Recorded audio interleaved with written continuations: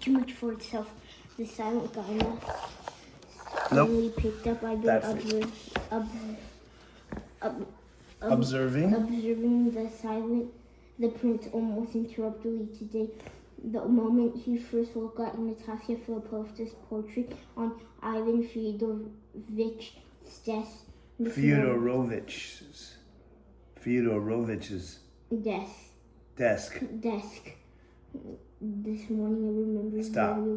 If there's a punctuation, start over and read slower, okay? Like this pace. The matter's all too clear and speaks all too much for itself.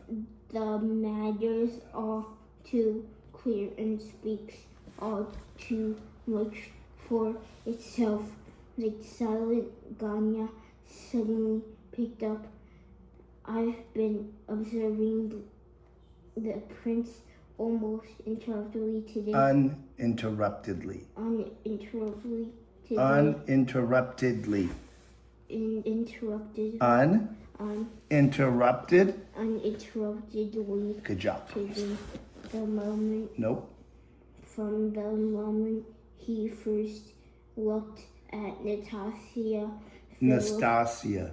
So right now you're reading too fast and you're being sloppy, okay? Look at me. Your attitude needs to straighten up, all right? You need to read slower and try to read more precise, okay? Go. Nastasia. See the S comes for the T. Nastasia Filipovna's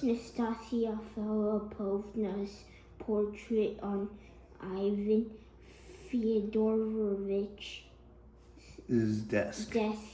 This morning. I remembered very well that already this morning I thought of something which I'm now perfectly convinced of. Which let me said in the passing, the prince himself has confessed to me. Ganya uttered the whole phrase. What's this word? Start over. Ganya uttered this whole phrase very gravely, without the slightest jocularity. We'll look up that word jocularity tomorrow. I don't know what it means. Okay? You see how you keep going? I'm trying to tell you something. Do you know what jocularity means? No. Okay. Ask your watch. What does jocularity mean? Go. What does jocularity mean? Here's what I found. What does jocularity mean? Read your watch. I found this on the web. Read it. It can't. Okay. The state of being humorous, okay, or playful. Okay? Humorous or playful. All right? Now read it like this because it's bad for your eyes, okay? Look. There. See? Okay? Go. The matters all to speaks all too much for itself. Silent Ganya suddenly picked up. I've been observing the prince almost uninterruptedly today. From the moment he first looked at Natasha Filipovna's portrait on Ivan Fyodorovich's desk this morning. I remember very well that already this morning I thought of something which I'm now perfectly convinced of, and which I've been said in the passing. The prince himself confessed to me. Ganya uttered this whole phrase very gravely, without the slightest jocularity, even gloomily, which seemed somewhat strange. I didn't make any confessions to you, the prince replied. Blushing, I merely answered your question. Bravo, cried Fedorishenko. At least it's candid, both clever and candid. Everyone laughed loudly. Don't shout, Fedorishenko.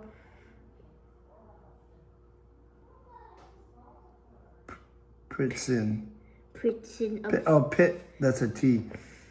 Pitson. We'll just call it Pitson. Pitson observed him disgustedly in a half whisper. I didn't accept such pronounce from you. The prince said, I'm Fyodorich.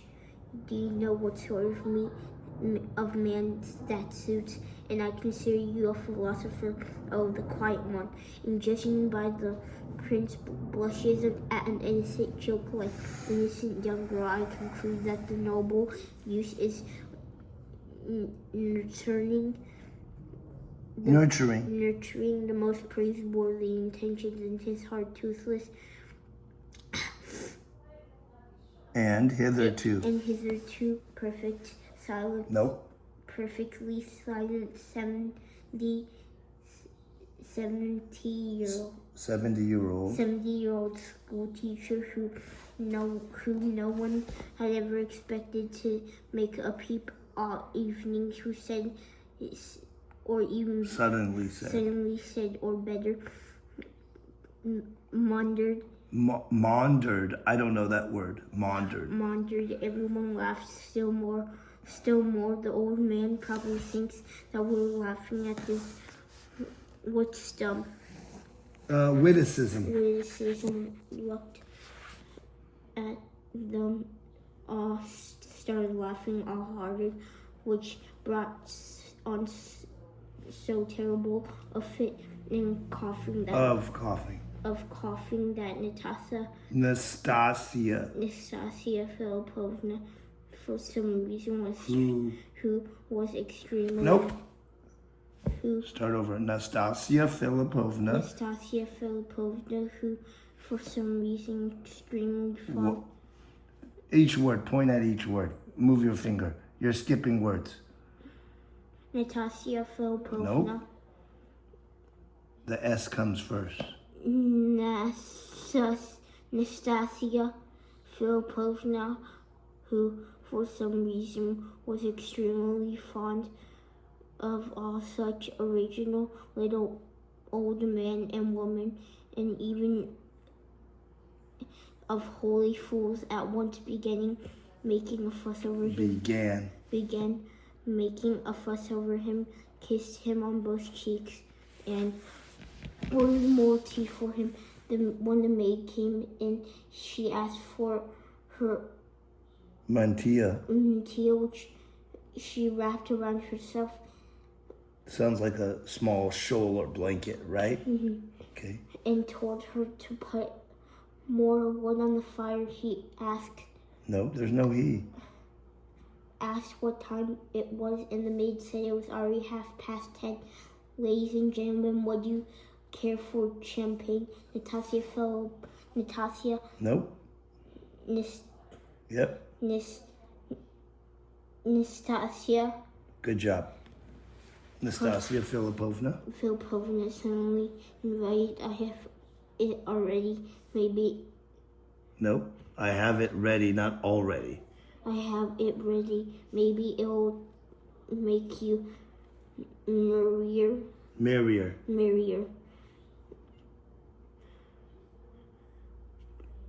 Please don't stand on ceremony. Okay, hold it this way. Okay, ladies. Sorry. The invitation to drink, especially in naive terms, seemed very strange coming from Nastasia. Nope. Nastasia. Good job. Nastasia Filipovna. Everyone knew the extraordinary decorum of previous parties. Nope. Of her Good previous job. Parties. So you skipped over her twice, okay? Mm-hmm. Good job. Of her finger. Of her previous parties, generally the extraordinary decorum of her. Nope. You already read that. Generally the evening was growing merrier, but not in the usual way. The wine evening was growing merrier. No. The wine, however, was not refused. First by the general himself, second by the sprightly lady, the old man, Ferishenko, and the rest after him. Totsky also took his glass, hoping to harmonize the new tone that was setting in, possibly giving it the character of a charming joke. Ganya alone drank nothing, and the strange, sometimes very abrupt, and the quick outbursts of Nastasia Filipovna, who also took wine, and announced that she would drink 3 glasses that evening, in her hysterical and pointless laughter, which alternated suddenly with a silent and even sullen pensiveness. Good job. That means to think deeply. But sullen means very sad, hopeless, right? So hopeless, deep thought, okay? Sad. It was hard to make anything out. Some suspected in the fever. Nope. Some suspected she wasn't in a fever. They finally began to notice that she seemed to be waiting for something. Glanced frequently at her watch, was growing impatient and distracted. You seem to have a little fever, she asked the sprightly lady. Yep, you got it. Sprightly lady, a big one, not a little one. That's why. A big one, even. You missed that word. A big one, even, not a little one. That's why I've wrapped myself in a mantilla. Mantilla. At the moment. Nope. Replied Nastasia Philip. Nope. Replied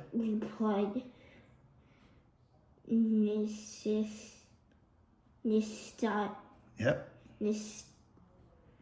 Proceed, Nastasia Filipovna, who indeed had turned on paler in the moment, seemed to suppress a violent shiver. They all started. They shouldn't we allow our hostess some rest? Totsky suggested, glancing at Ivan Fyodorovich. Certainly not, gentlemen. I precisely ask you to stay. Your presence is particularly necessary for me tonight. Nastasia Filipovna suddenly said, insistently and significantly, and is almost all the guests now knew that a very important decision was to be announced that evening. These words seemed extremely weighty. That means they're important. Weighty means important decisions, right? Totsky and the general exchanged some glances once again. Ganya stirred